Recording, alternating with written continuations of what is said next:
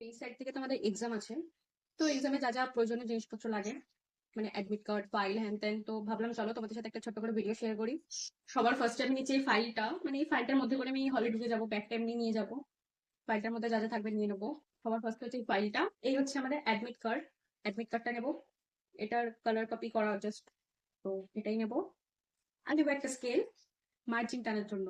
এটা তোমার xerox copy নিয়ে রাখবো অ্যাডমিট কার্ডে, যদি বাই এনি চান্স কোথাও জমা টমা নেয়, তো সেই পারপাসে। সবচেয়ে মেইন ইম্পর্টেন্ট জিনিস হচ্ছে আধার কার্ডটা। আধার কার্ডটা আমাদের ওখানে লাগবে, আধার কার্ড আর অ্যাডমিট কার্ড না দেখালে পরীক্ষার হলে ঢুকতেই দেবে না। তো আর হচ্ছে এই পেন পেন্সিল গুলো এইসবই নিচ্ছি।